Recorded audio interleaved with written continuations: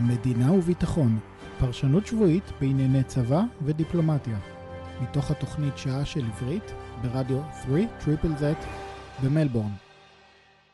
והפעם מתארח רונן הרטמן.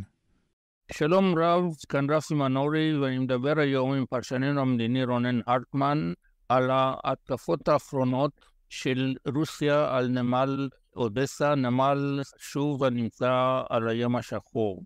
רונן, אנחנו יודעים שלמעשה פוטין צירף לרוסיה את חצי קרים עוד ב-2014. מה באמת קורה פה ולמה עכשיו, ובאמת מה מניע את פוטין לעשות את המהלך הזה עכשיו? טוב, ניתן קצת רקע. תום המלחמה בעצם אוקראינה ורוסיה היו חיות על משהו בסדר גודל 30% בערך אספקת החיטה העולמית. וכשבאה המלחמה התחילה להיות פגיעה שהלכה וגדלה בשוק המזון, נפגעו בצורה משמעותית מדינות אפריקה, מעבר לרעב ולבצורת שהייתה שם, הייתה פגיעה מאוד קשה. טורקיה נפגעה, סין נפגעה לא מהחיטה, אלא בעיקר מחסור של התירס. נציין שאוקראינה היא ספקית התירס הבלעדית והמובילה לסין. כשאנחנו על אספקה, אנחנו מדברים פה על מיליונים של טונות.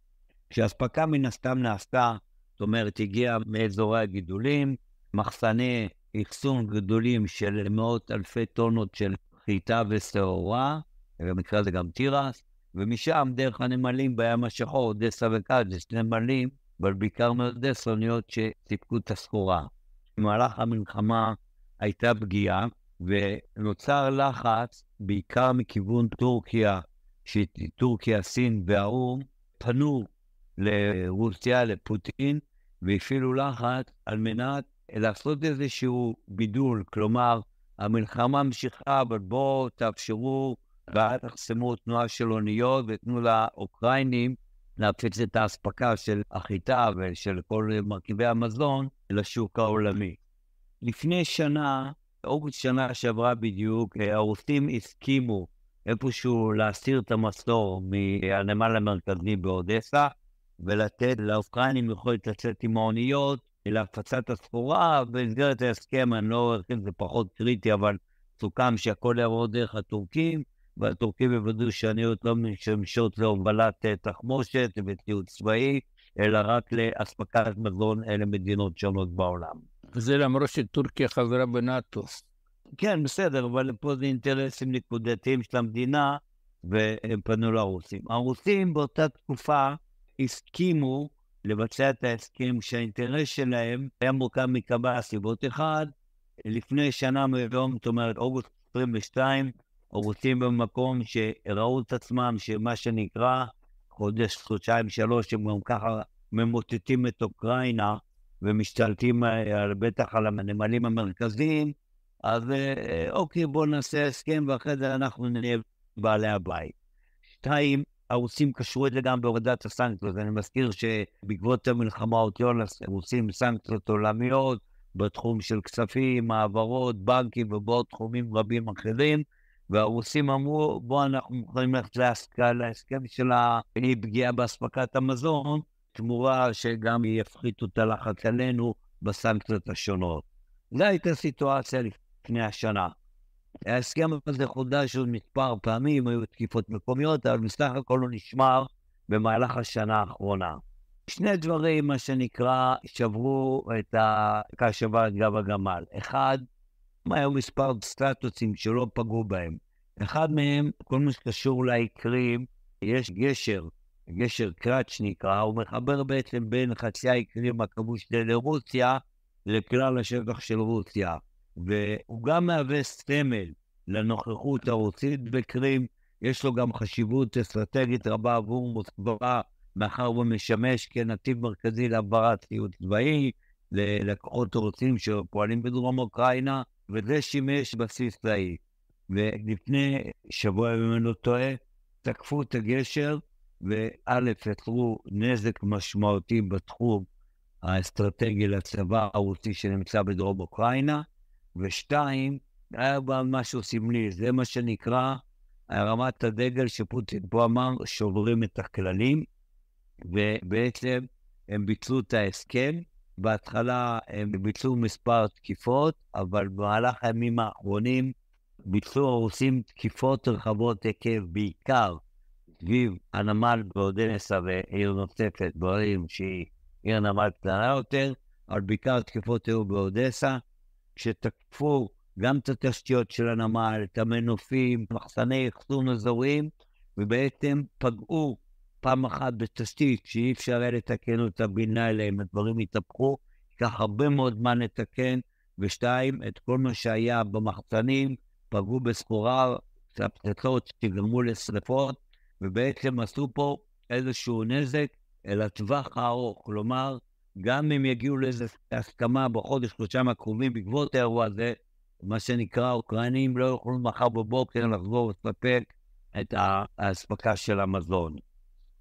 אני שומע מה שאתה אומר, ואני לא מבין את האוקראינים למה הם פוצצו את הגשר ההוא, כאשר הם ידעו שזה משהו מאוד קריטי לרוסים, אבל... נכון, ונזכיר רק אבל רפי שגם האוקראינים שברו עוד כלל, ויהיו תקיפות של טילים ושל כטב"מים, מלטים בתוך מוסקבה עצמה, מה שלא היה קודם.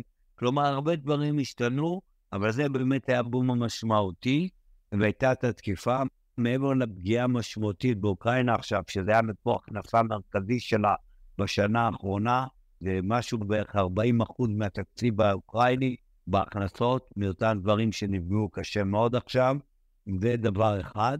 כמובן שגם אם יוחלט יגיעו מהר יפעל איזשהו לחץ, הם לא יוכלו לחזור לעניינים מחר בבוקר, מה שנקרא. דבר נוסף, המהלך, שוב, יוצר זעזוע משמעותי בשוק העולמי, מן הסתם נראה להיות מחירים, אבל יש פה סוגיה שצריך להתייחס אליה, בעקבות המלחמה, ובטח עוד לפני שהיה הסכם, במהלך ההסכם, לא מעט מדינות נתנו פתרונות חילופיים לתלות, בעיקר בתחום האספקת החיטה והשעורה מאוקראינה ורוסיה, וגידלו בעצמם, ואיפשהו גם במהלך הזה פגעו בשוק האוקראיני, כי אם קודם הייתה בוטלות מלאה, אז עכשיו יש שווקים אחרים שנותנים מענה, אז האוקראינים נפגעים פעמיים מעבר לכל נזקי המלחמה, עכשיו גם הם לא יכולים להיות ספקים, וביום שהם כן יתאוששו, כבר הם יהיו פחות רלוונטיים בשוק העולמי.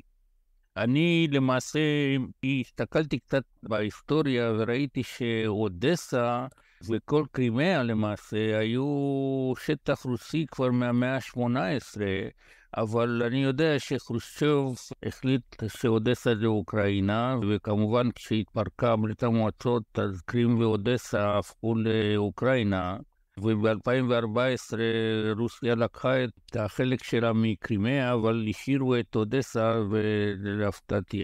אבל נשאלת השאלה, מכל הדבר הזה, האם יש לזה השפעה כלשהי על יחס רוסיה לישראל, או האם זה טוב או רע ליהודים? לא, אנחנו פה פחות, היו מהלכים שהישראלים ניסו לתמרן בין המהלך שהאמריקאים מובילים מול אוקראינה, כולל באיזה שלב היה גם מה שנקרא שביעת מחסומים והייתה אספקה של ציוד צבאי ישראלי, אבל הישראלים כל הזמן היו עם עין נטושה לרוסים, כמובן קשרים בעבר, אוכלוסייה יהודית שיושבת ברוסיה. כרגע במהלכים הנוכחים, ישראל פחות מעורבת, מי שמוביל, ודיברנו על זה, על המעורבות של הגרמנים, על גרמניה שהפכה להיות מובילה באירופה, הרצון האוסטרלי להצטרף אליה כנאטו, ואז חייבו את האוסטרלים גם לספק, סיפקו כלי רכב משוריינים. כלומר, ישראל כרגע לא מהווה איזשהו שחקן או איזשהו משהו בציר הזה, לא רלוונטית בנקודת הזמן הזאת. הסבבים הם בעיקר האמריקאים, הם מכיוון ארצות הברית, ובאירופה מי שמוביל את המהלכים זה הגרמנים, גם לגביהם הסטטוס של שנים בציוד צבאי, והגרמנים הופכים ממש במהלך השנה האחרונה למעצמה צבאית מובילה באירופה. אני חושב שזה מאוד מעניין שהרוסים הפרו את ההסכם הזה, מה ההשלכות שיהיו לזה. כן, אז העולם עכשיו שוב מעשים את הרוסים, אבל זה שוב, אז הייתה עכשיו כאילו מתקפה, הנה שוב פגעתם בשוק המזון העולמי, ממש את התקיפה מול פוטין בימים האחרונים, אבל גם ככה, כללי המשחק משתנים, ממשיכים לצייד ולזווד את האוקראינים בסיוע צבאי מתקדם, כמובן גם זה לא רק למען האוקראינים, יש הרבה אינטרסים אחרים של מדינות אחרות, בעיקר בתחום תעשיית הנשק. יש התקדמות אוקראינית איטית לכיוון רוסיה, מה יהיה מחר בוקר לא ברור, ואפילו הנה מוסקבה הותקפה, אז השאלה גם מה יקרה עם פוטין, ואיך אומרים, רב הנסתר על הגלוי לדעתי כרגע, מה יהיה ביום שאחרי. אני מבין. טוב רונן, אני מודה לך מאוד על ההבהרות בתחום שאני חושב שלא רק אני, אבל גם מאזינים רבים לא היה להם מושג, ולהתראות בשבוע הבא. תודה רבה לך רפי, שבת שלום לכל המאזינים. הראיון אליו האזנתם עכשיו שודר בתוכנית שעה של עברית ברדיו 3ZZZ במלבורן. התוכנית משודרת כל יום שישי בשעה 3 אחר הצהריים, שעון מלבורן. ניתן להאזין לה ברדיו באזור מלבורן בתדר 92.3 FM ובכל מקום בעולם, באינטרנט בכתובת www.3zzz.com.au. את הפודקאסט ניתן למצוא בכל אפליקציות הפודקאסטים, אפל, גוגל, ספוטיפיי, אומני ועוד. נשמח אם תמליצו עליו לכל מכריכם.